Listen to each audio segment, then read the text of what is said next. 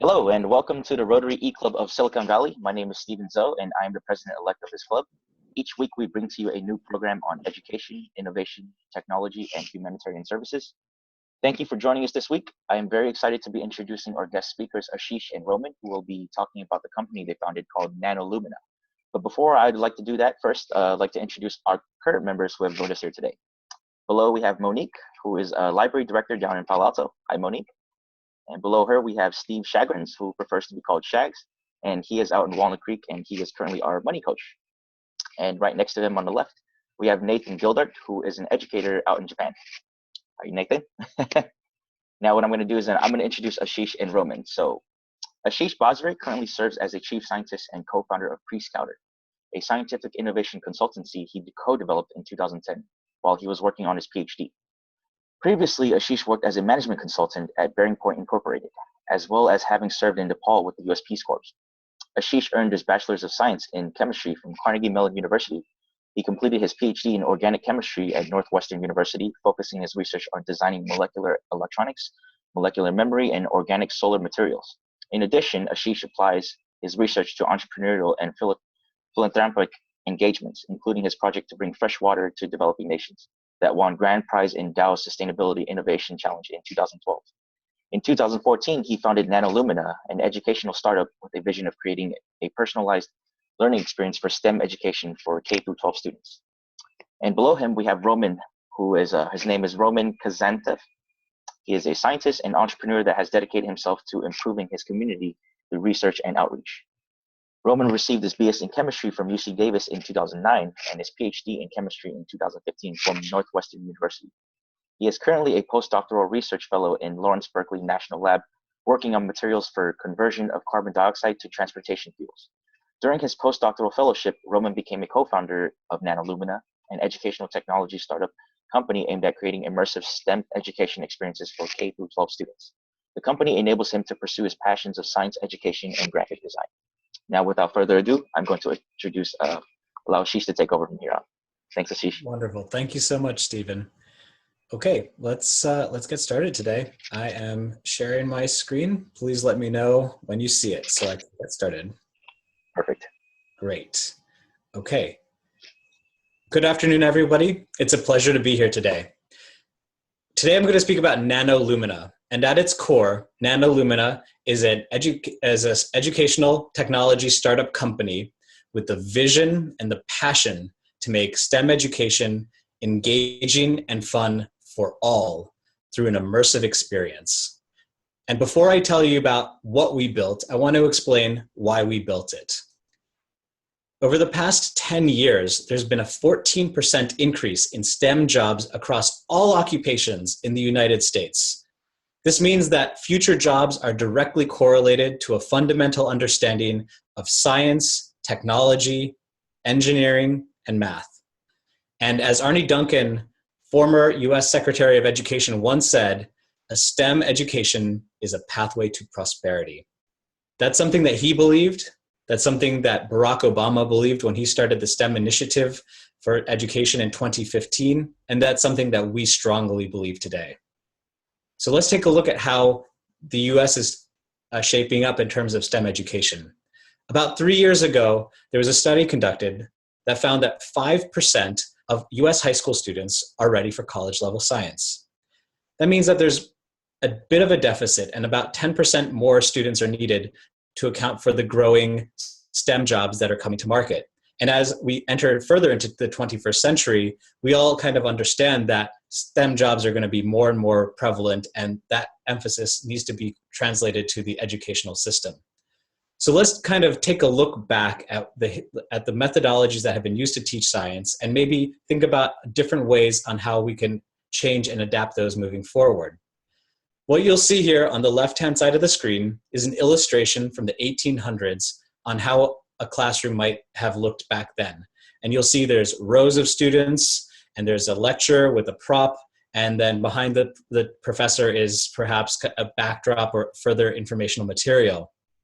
And if we look at a recent snapshot from a high school today, we'll see that it looks just about the same. Actually, we have rows of students, we have a teacher, and we have a backdrop and a chalkboard behind her. And so over the past century, not a lot has changed in terms of the fundamental way that we teach. Even though more and more technology has been integrated into the classroom, it's still really difficult to personalize and make a tailored, unique learning experience for each individual student in these large classrooms. And I think we all know from experience that perhaps one or two bad experiences when you're in your formative years with perhaps a STEM degree, science class, or maybe a different class like writing, can really change your career path completely. And so understanding how we can make science fun and exciting is really at our core. So we looked at the past and we looked at the present, and then we thought we really have to kind of look at the future to see what maybe is in the future of education. And to us, the future of STEM education is an immersive one. We think that everything should be personalized to the individual, unique person's learning style, as well as the pace of learning. And it's a really great thing to think about in the context of augmented reality or virtual reality. Something really interesting else that came out of our literature review of learning about the research in the space is that there's something called higher spatial resolution processing. It's kind of the way your brain interprets a three-dimensional object in your mind.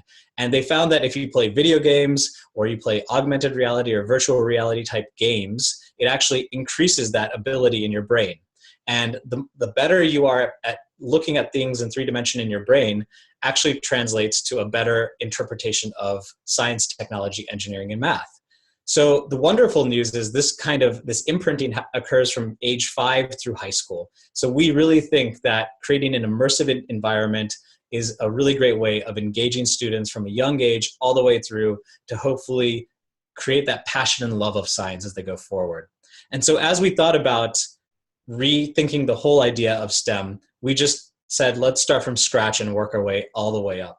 And so we believe that STEM education really must be a personalized learning experience. And we believe that one size does not fit all when it comes to STEM education or anybody's education patterns. Secondly, we want to inspire a love of science, and the same love that both Roman and I had as we entered our PhDs to do in chemistry. And really, there's actually a body of literature that supports that evidence that if you have a good experience with science when you're young, there's a higher probability of you moving into that as you grow up. So that's something that we wanted to impress as we move forward.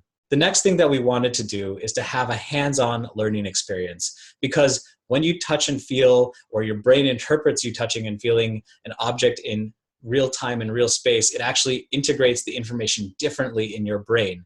That's supported by literature as well. And so we really wanted to incorporate that facet, whether it's physical and or a virtual component of that. Also, we wanted the game to be fun. We wanted it to be engaging, and we wanted the students to not give up when the science got tough. So we incorporated a concept called gamification, which basically allows students to get rewards for moving through really tough content. And the way we've designed that is within the game space itself.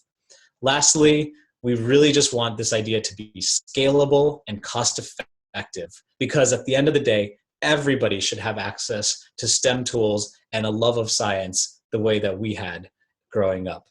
And so when we think about NanoLumina, we think about what is required to have a successful education company. And we think that it has to sit at the trifecta of 3 elements: educational games, science kits, and novel STEM tools.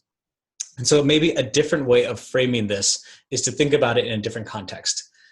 If you don't know what Khan Academy is, it's a really wonderful, we love Khan Academy. It's a really wonderful educational tool. It's essentially like video tutoring, where you can kind of have a YouTube video that walks through some educational content. The downside is that you really don't get to interact with that very much.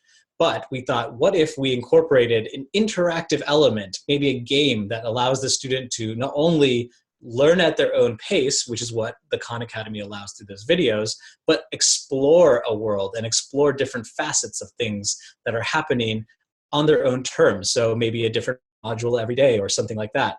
We believe that that makes a really fun and a really engaging experience. And so 8 months ago, Roman and I got on our keyboards and started to develop a game from scratch in Unreal Engine 4. And we're gonna walk through some of the videos that we've taken of actual gameplay that we've created over that time.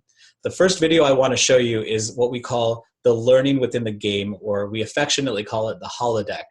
And what you'll see is that in this particular walkthrough, the student is in an immersive environment in something that looks like kind of a holodeck, and they can have educational content be displayed in front of them, like the structure of a helium atom or the excitation levels of the helium atom. And you might be wondering, why are they learning about a helium atom? Because we're trying to teach them about lasers and how lasers work.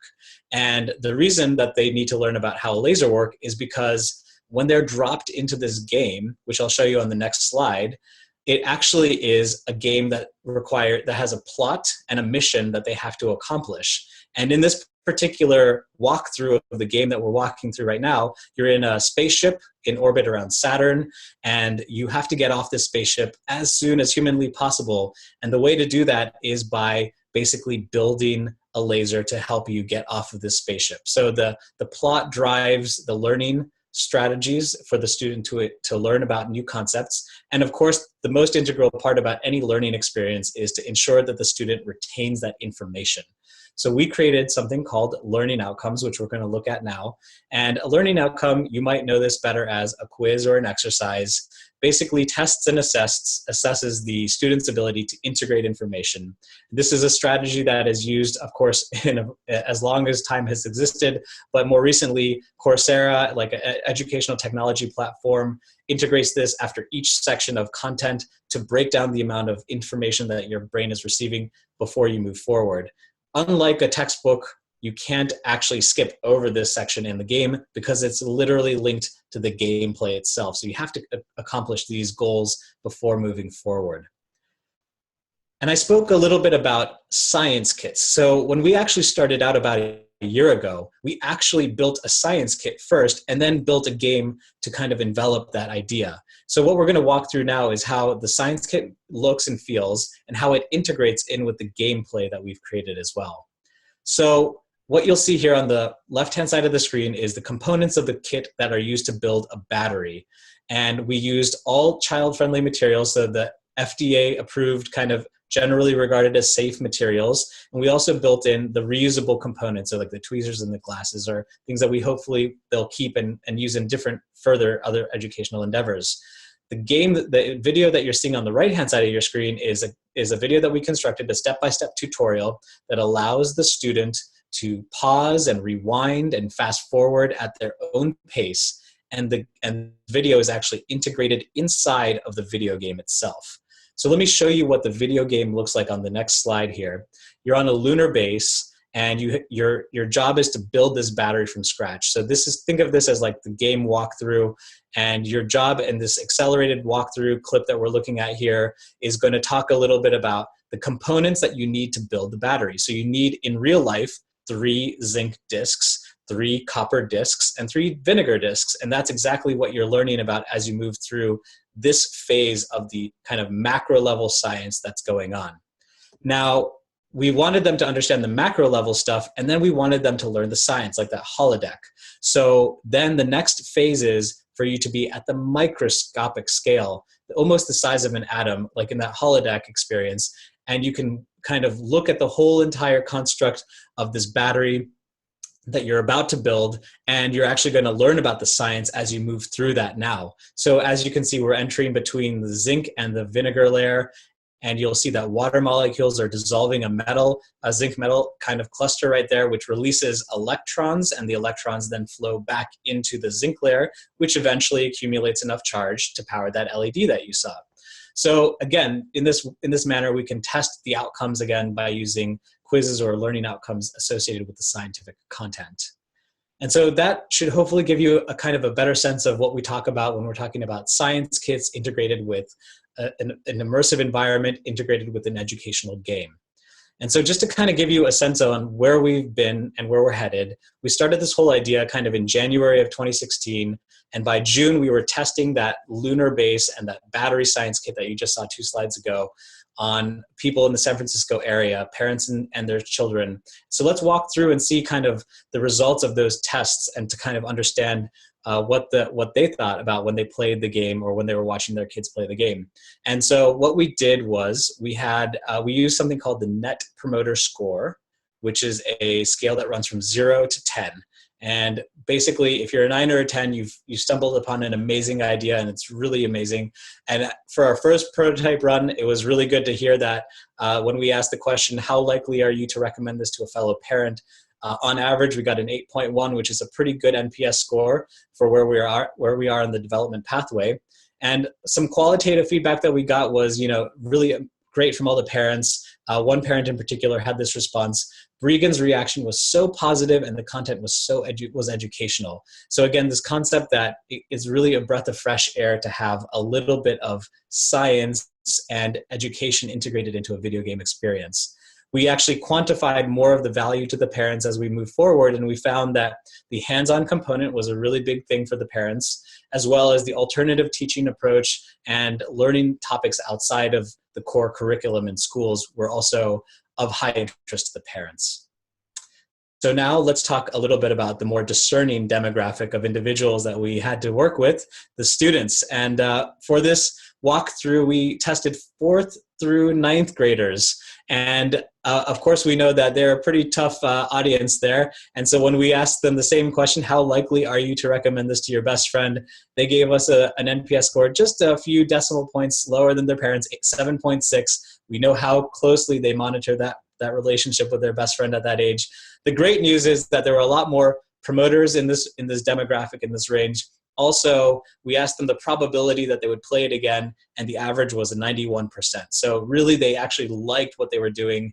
And to kind of give you guys a sense of what happened, let me show you some qualitative feedback when we asked them what you liked most about the game or the experience. One girl said, "I really liked the graphics and the interface."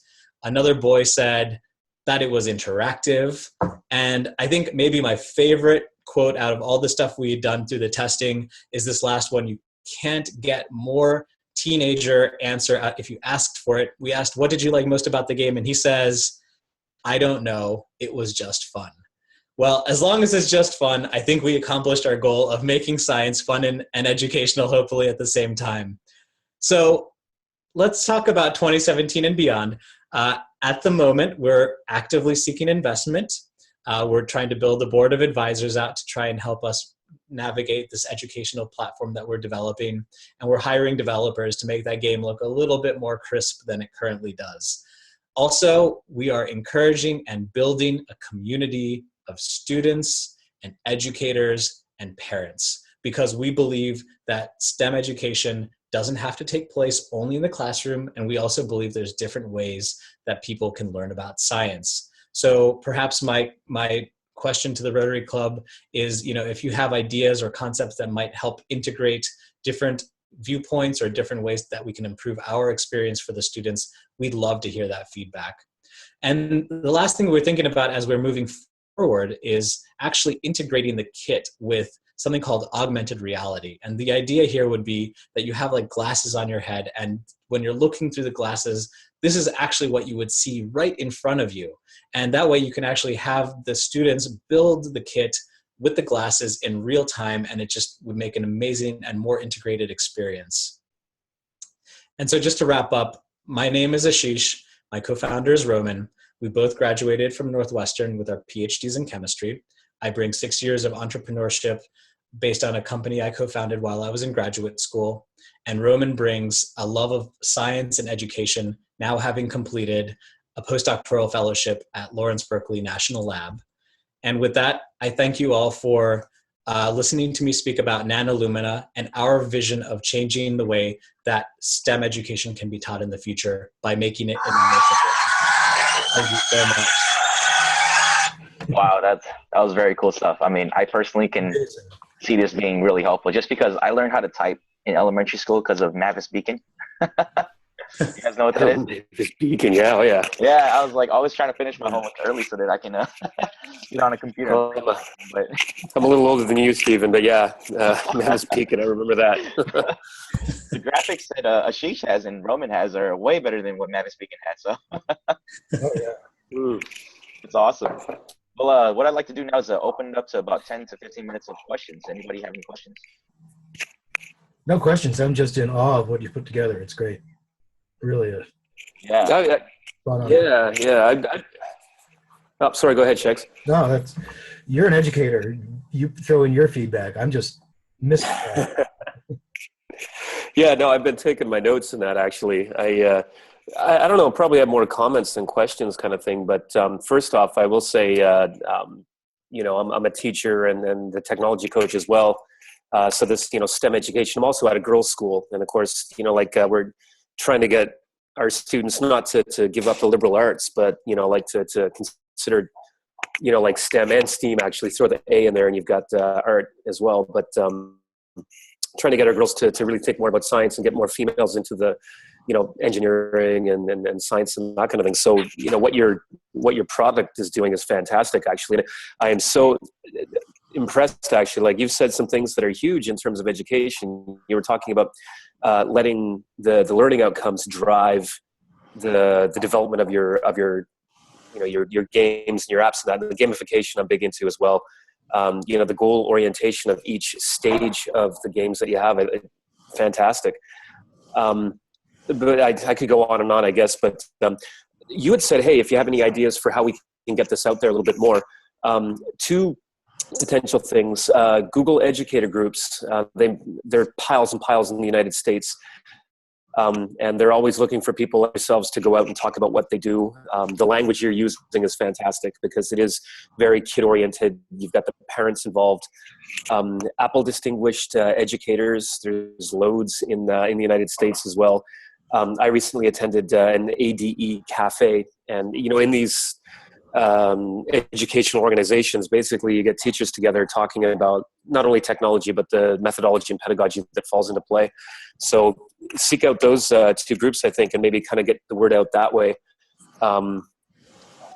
The one thing I am going to ask, now I'm a history teacher by profession. I am a technology coach as well, but history is my main thing.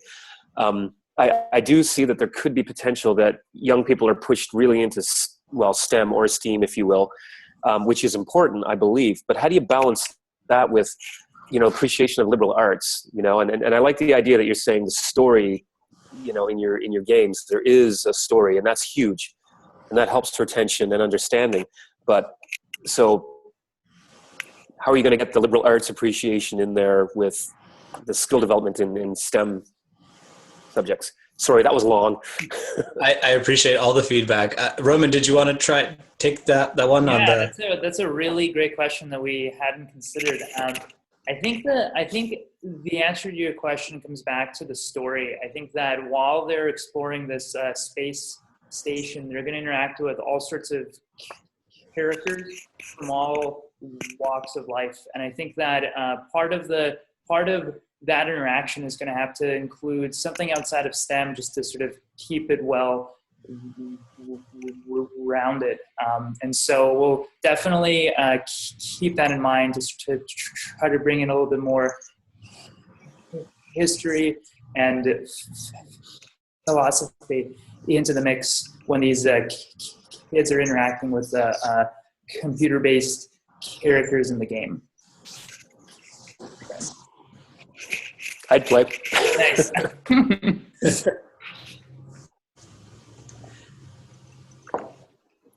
I wanted to mention that at Palo Alto, we've recently acquired VR goggles. We're working with the community to try and think of ways that people can use that technology, either for creating in 3D before they print something out on the 3D printer, creating a lot of waste, that kind of thing, or thinking about how we're going to work with kids in terms of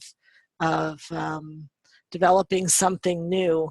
We're certainly not the first ones to approach this. Marin County Library is working with the Marin schools, and they're doing a lot of creative work with educators. They're working with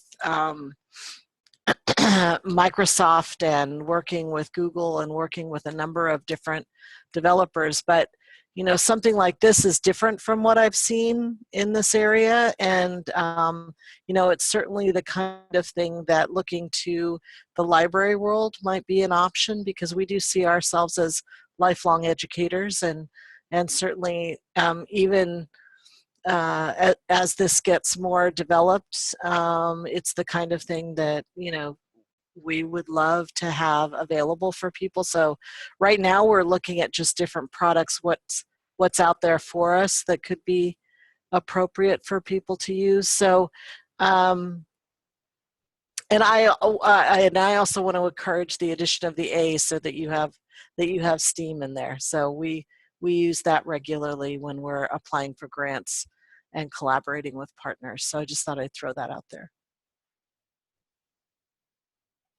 Awesome. Thank you, Monique. Actually, I had a question. Like, what are some of the obstacles you guys face starting up NanoLumina? Yeah, I guess that's an ongoing question, isn't it? So I guess one of the things that we found is that we both are pretty creative individuals, and actually focusing a lesson plan that has integratability across a specific demographic of people, right? So we don't want to have it, we could go all the way into like the quantum level stuff, or we can keep it really simple, but having a holistic, balanced experience is something that I think is really fundamental to making it fun and exciting. The other thing that we wanted to do is not have the learning outcomes or like the quizzes kind of dominate the game. So really have it be integrated in the game well, in a way that allows the student to enjoy going through the process of learning and coming out with a more positive tone at the end of that learning outcome. Those are just, a few things. Obviously, we are not developers, so all the stuff that we put together took us a really, really long time. Yeah. And having now started to work with a developer who now works at Netflix, you can do like anything that we were able to do in like 4 seconds. So it's really nice to kind of know that that one of our biggest obstacles was definitely developing the game, and there's more talented people out there to do that. We're happy to have that help. Roman, did I miss anything?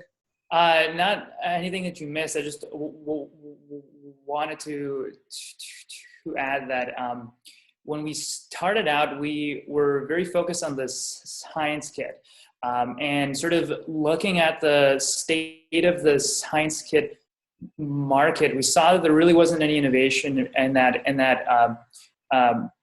that place for the last maybe like 50 years. It still comes to you in a box with instructions printed on paper. And so for me personally, the most challenging part is sort of inventing how the material is presented. So we began with like a Word document with sort of paper instructions, and we're like, this is boring, this is lame. And then we went to a PowerPoint presentation, and we're like, what the hell are we doing? This is not going to work at all. And then we went to more of like an interactive PowerPoint that I used for sort of online trainings, and we sort of got a little bit of traction on that, but it still didn't feel right. And then Ashish suggested that we create a game. So that transition for me was, I think, the most challenging, because it sort of meant that we were changing what we were doing every couple of weeks until we finally hit on this idea of creating a game, and then it was full steam ahead for development. So it was a really cool, exciting, and engaging process. So do you guys see this as more of like a local project, or something that you guys want to bring internationally, or? Go ahead, Roman. Well, they say if your idea can't succeed in the Bay Area, it's not going to succeed anywhere. So I think at the moment we're targeting local, and then hopefully we'll have organic growth into other markets. That's awesome. Yeah, I'll just add to that and say, we definitely believe in grassroots organization and the build out of a community, because you can put another product on the market, but if people don't understand why it's important or why they should be caring about this thing, then it just doesn't have as much impact. So really, I love the Bay Area, and I think this is a great opportunity for the Bay Area to kind of have a different experience with STEM. Definitely. Silicon Valley, right? It's a great area to start. Oh yeah. That's awesome. Well, Can I have any more questions, or? Yeah, do you mind if I yap for another second? And I'm kind of curious, maybe I missed this in the presentation, or maybe it's a suggestion or whatever, but to what degree do you have your games tied to curriculum? So I teach at an IB school, an International Baccalaureate school, but AP is worldwide, and of course the advanced placement curriculum is nationwide in the U.S. And this, if you haven't already addressed it, maybe it's some way you can really sell it, whether it's locally or nationally, is tying in how each game fits, Common Core standards or advanced placement curriculum, where you've got a teacher that could actually pull one of the games and say, hey, today it hits these standards. We're going to play this game and then we're going to talk about it, kind of thing. So to what degree have you got curriculum tied into the game? And maybe this is on your website. I haven't seen it. I apologize. But, is it there for parents and teachers to look at and go like, oh, yeah, right. That ties in with grade 10 or grade 9, I guess, curriculum. Yep. So I think that, that's a really great question. And the answer to that is we actually did, when we were developing out the game, we pulled the whole California Common Core curricula. We went through it all to see kind of where the matches or the overlap could be. And really the idea that we had was, it kind of was an organic evolution of sorts, which again was kind of like what I was talking about earlier. One of the obstacles we had to overcome is our creativity, because it was really easy for us to hop all the way into like the very extremely nuanced scientific merits that might even come post high school. And so we kind of had to reel that in a little bit and then think about what students, when I was like 6th or 7th grade, what would be the right amount of content, and then looking at the Common Core curricula and seeing that there were actually overlaps. So redox chemistry is obviously one that is presented, and that's one of the concepts that's conveyed in the game. I think you raise a really good point, though, that we could make a more clear definition that there is overlap and parallels to Common Core curricula, and that this is actually tied very closely in with a student's experience between hopefully a young age, but also moving through middle school into high school. Yeah, that's a really good idea. Yeah, just to add to that, the transition that's occurred in Common Core is one of teaching a more integrated approach. So instead of teaching biology one year, chemistry the next year, and physics the year after that, they're trying to teach it all sort of at the same time to show the interconnectivity between the topics. And I think when you deal with when you deal with explaining a particular piece of technology, like for instance how a laser works, you sort of have to treat it on a very holistic level to show how all the things sort of integrate together. So I think in a way we're aligned with the direction that the educational centers are going, just by the approach that we're taking.